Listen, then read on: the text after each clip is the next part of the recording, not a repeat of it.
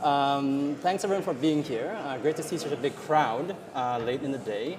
We're going to talk about institutional adoption and why it's happening now. So, I guess, and we'll get to this later. I think the previous panel we're talking about, one of the panelists, grandma's crypto portfolio. We're going to go one generation down and talk about Ophelia's mother's crypto portfolio and all the DAOs she's in later on. Because that was the founding story of 21 Shares, right? You wanted to make an easy way for people to get crypto exposure. Yeah, the entire premise for the company and the reason we got started was because crypto is incredible and the themes are universal, but access isn't always easy. And it can be technically daunting for people. Not everybody wants to open new accounts for things, and everybody feels comfortable interacting with that infrastructure. And we wanted to create a way for anyone who believes in what crypto is about and understands those thematics to really engage with the space and both learn about it, but also participate in it. Yeah, and how many products do you guys have right now? We have 29 products covering a range of single assets, indexes, and shorts, with more to come over the next few months. Yeah, maybe we'll hit 30 before June. That would be the hope, yes. Yeah. So, I guess just sort of zooming out, what are you hearing from institutions? And, famously, we've been saying this for a few years, right? I think it was Mike Novogratz who coined the term, the herd is coming. And that was like, in 2017 or 18. So it feels like the herd is kind of here now. Do you agree? Yes and no. And I think you're seeing a couple of things happening from an institutional perspective in crypto right now. Institutions in crypto are very thematic in the way they're investing, and they're actually going deep. And so I think you have that vanguard that Novogratz was talking about. Now they're really into some interesting places. Like we have clients asking us about, differences between Decentraland and Sandbox and what that means for the development of the metaverse as part of developing their own investment thesis.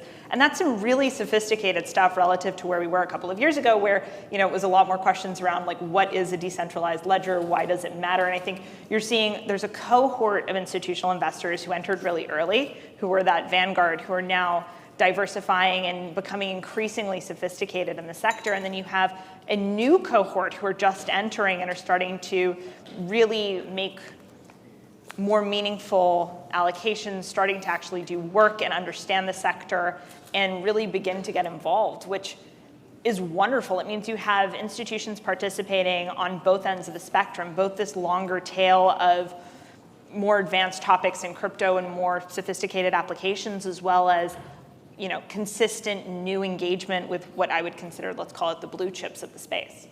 Gotcha. And would love to hear about some of these themes that you're hearing from institutions, like, both from the sort of the vanguard as well as the new folks.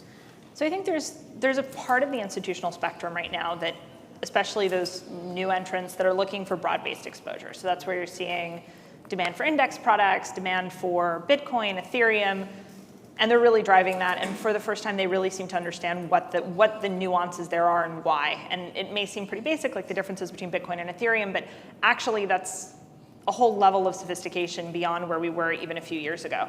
I think you're also seeing some really important investment themes around DeFi, around metaverse applications, around new layer ones, around staking and stakeable assets, and yield, and really how that plays with within a portfolio, especially given how attractive yields are on a relative basis to what you can get in other fixed income products.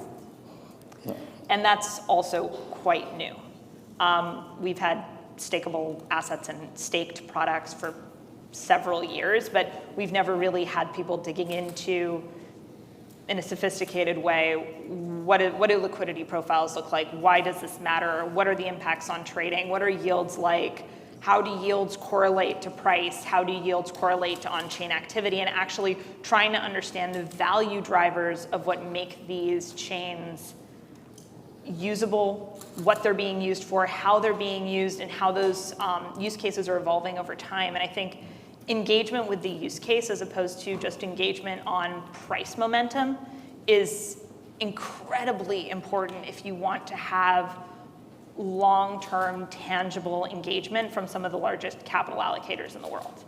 We need them not to be looking at, oh, well, Bitcoin's up 10% today, let me do something there. And the volatility trading is absolutely an important facet of crypto and is absolutely a way to make a great return, but having people who see that long-term vision, who are making technological bets, who are making sector bets, who are making use case-driven investments underpinned by real on-chain analytics is new and is really, at least in my view, the future of how you get institutions to build more stability in order books and move us from where we are now to hopefully eventually ubiquity of crypto infrastructure.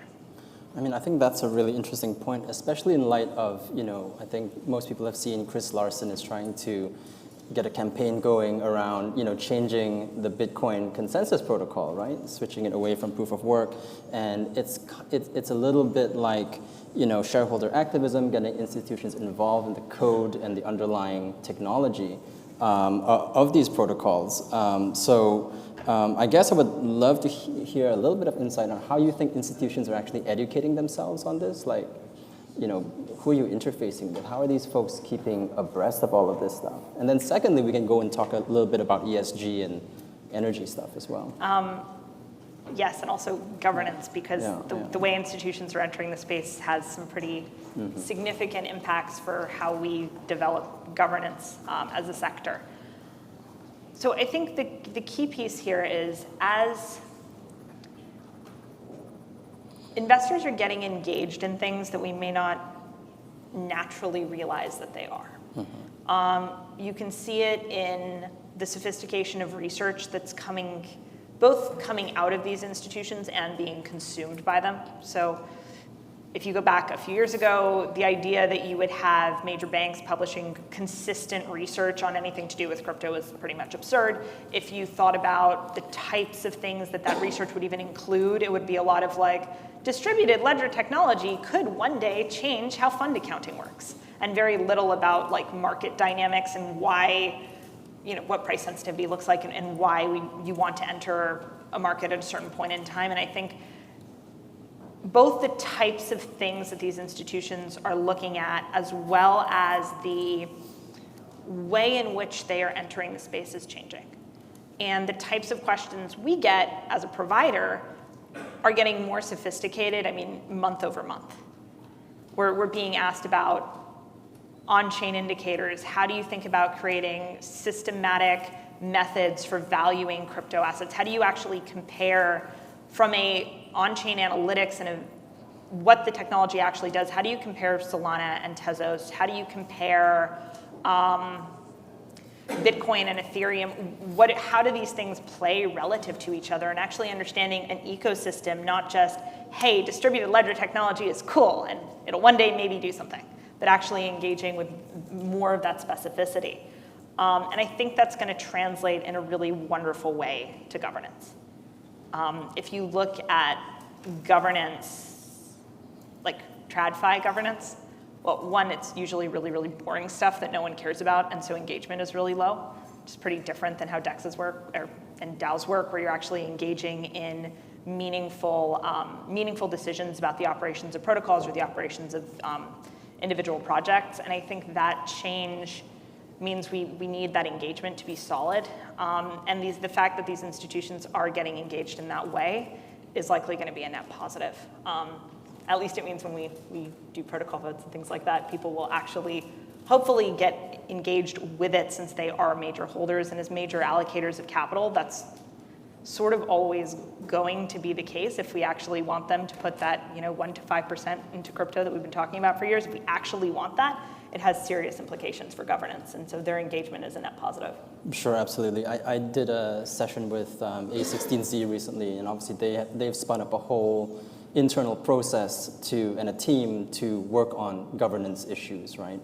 In all these protocols that they've invested in. So it's kind of trickling down, I think, from the VC side to the TradFi side. Exactly, and it goes to actually having community engagement in projects, not just ending with individual users, but actually including people like A16Z who are knowledgeable and who can actually potentially help. Yeah, totally. It's also interesting to think, in the context of the energy debate, we have people like Exxon, for example, now, piloting mining Bitcoin. Like, there's a world in which Exxon has an opinion on the Bitcoin Core client, and the consensus algorithm, right? It's kind of a mind-boggling, leap from a few years ago. Yes. I think it would have been almost impossible a few years ago to think that they would have had an opinion. But I think, for better or worse, and putting aside people's feelings on Exxon as a company or on energy usage of Bitcoin in general, I think there's something to be said for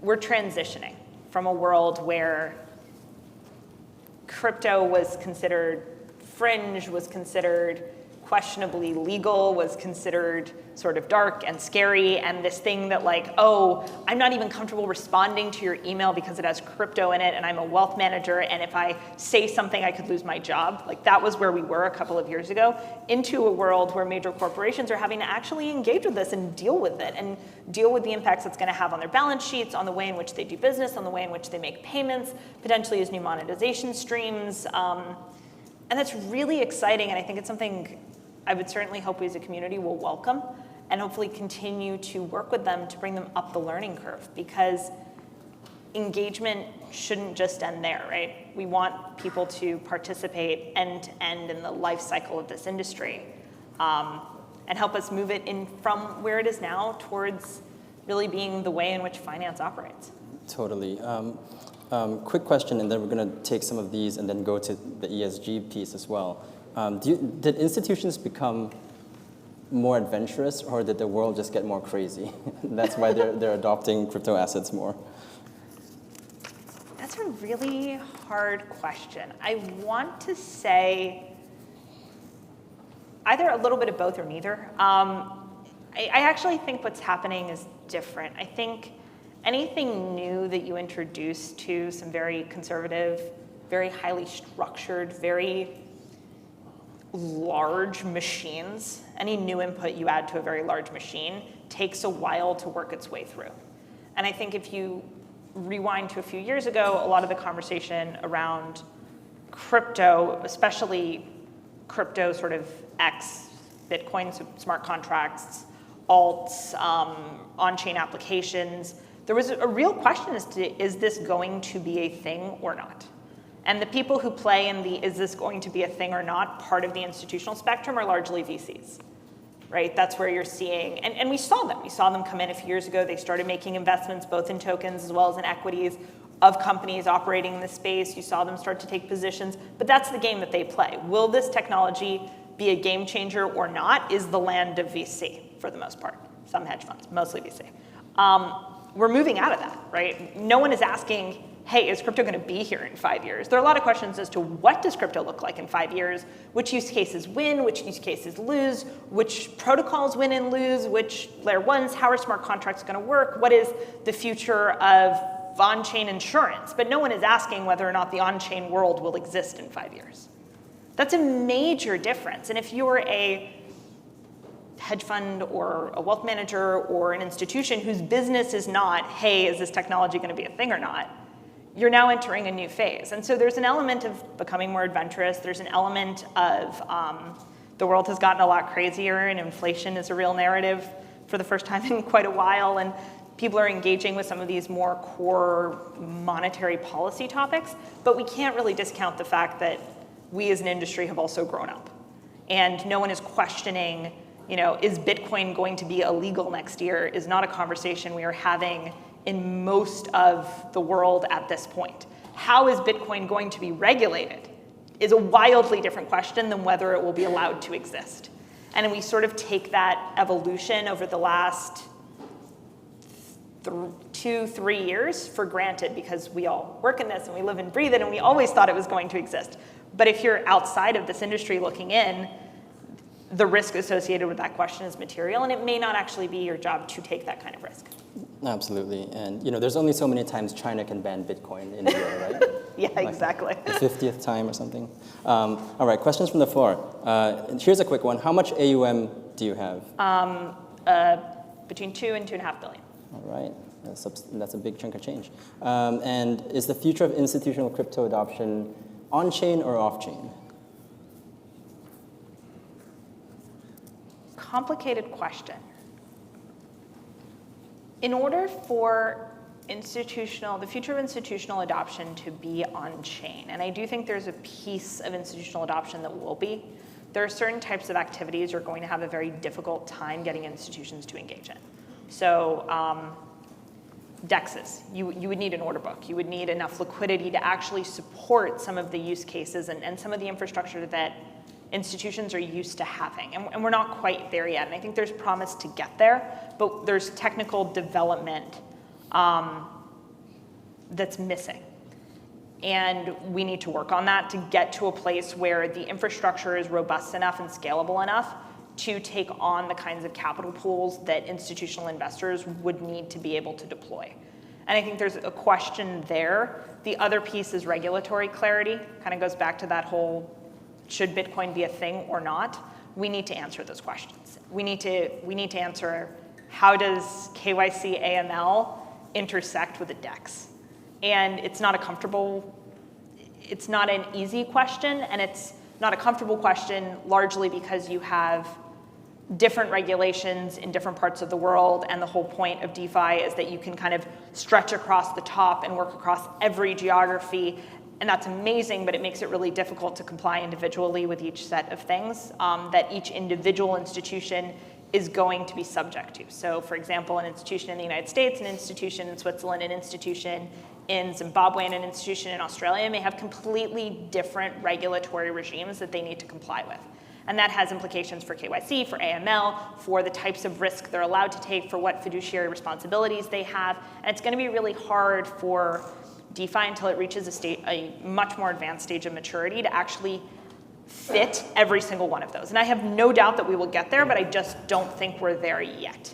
You can meet some, not all, and so you, as an institution, you're looking at that more. And we see those conversations, whereas I think centralized exchanges, investment products give you a little bit more clarity around tax, which is incredibly important. We sort of discount that like, token tax will make it okay, but if you're a large institution with tax reporting obligations, that can actually be really challenging. So tax is a major topic as to why more centralized services still are going to be a better fit, as well as having clarity around how it operates within the regulatory environment. So I think that's going to be